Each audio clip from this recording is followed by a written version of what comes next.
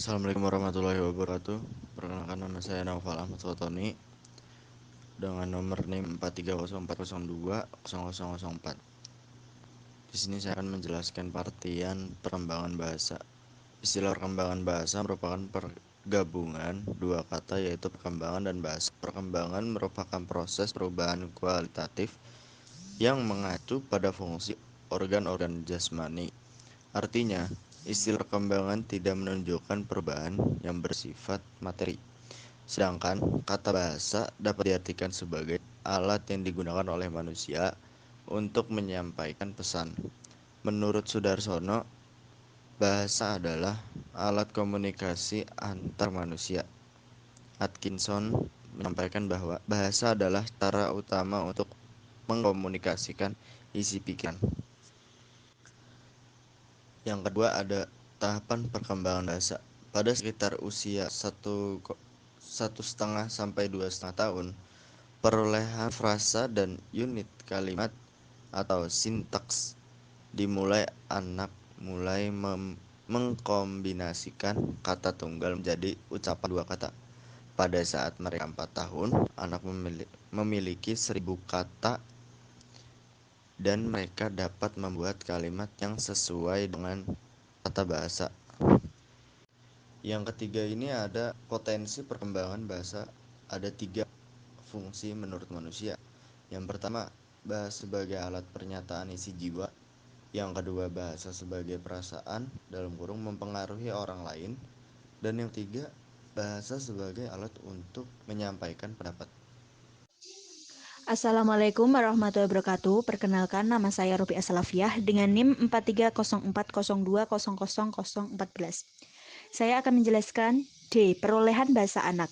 Berdasarkan tahap perolehannya, Chart dan Augustina membagikan perolehan bahasa anak menjadi 2 macam, yaitu bahasa ibu atau bahasa pertama dan bahasa kedua, ketiga, dan seterusnya.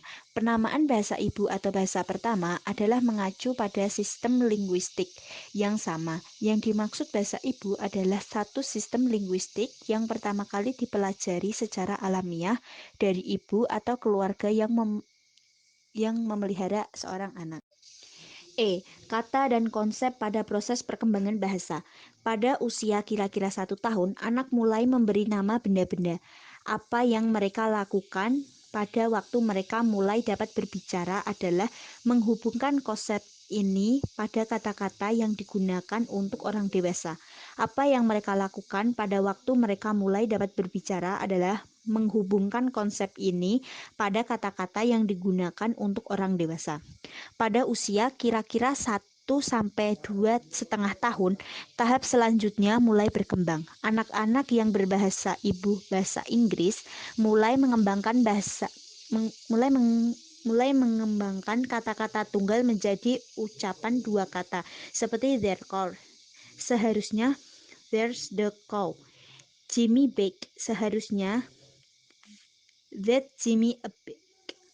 Seorang anak berumur 2 tahun.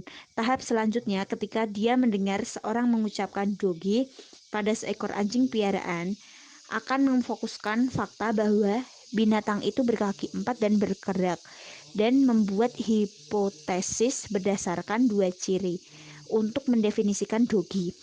Dia kemudian menerapkan istilah ini pada kucing dan sapi yang juga mempunyai 4 kaki dan dapat berjalan. Anak ini lebih meluaskan arti doggy pada binatang lain.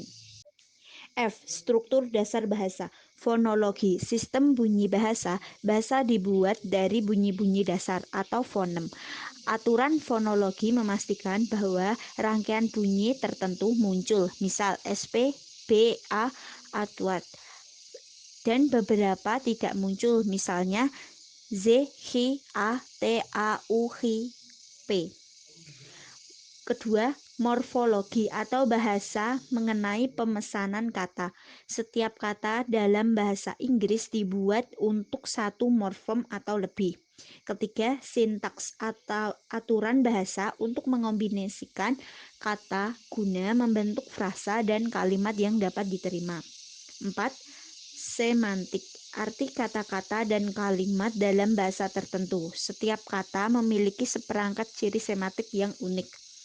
Dan yang kelima, pragmatis, karakter yang digunakan dari bahasa dan kemampuan bahasa untuk mengkomunikasikan lebih banyak makna dibandingkan yang disampaikan. Aspek pragmatis dari bahasa membentuk kita dalam menggunakan kata-kata untuk mendapatkan hal yang kita inginkan. Sekian dari saya. Wassalamualaikum warahmatullahi wabarakatuh. Assalamualaikum warahmatullahi wabarakatuh. Saya Izlas Ibtisama NIM 43040020024. Di sini saya akan melanjutkan materi yang sudah dijelaskan oleh teman saya, yaitu pengaruh lingkungan pada perkembangan bahasa.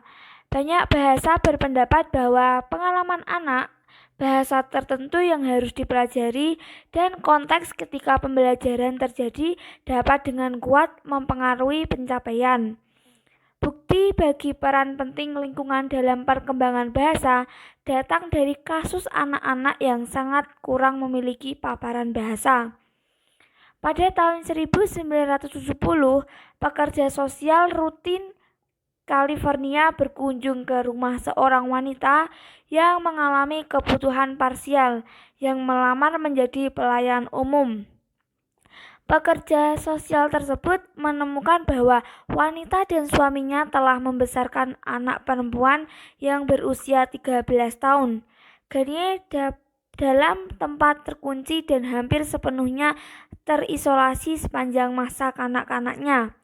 Ganie tidak dapat berbicara ataupun berdiri tegak. Ia menghabiskan setiap harinya dengan duduk telanjang di tempat duduk anak-anak. Ia hanya dapat menggerakkan tangan kakinya. Pada malam hari, dalam dipakaian sejenis jaket ketat dan dibaringkan di tempat tidur bayi dengan alas yang sangat kotor. Setiap kali Ganie mengeluarkan suara, sang ayah memukulnya.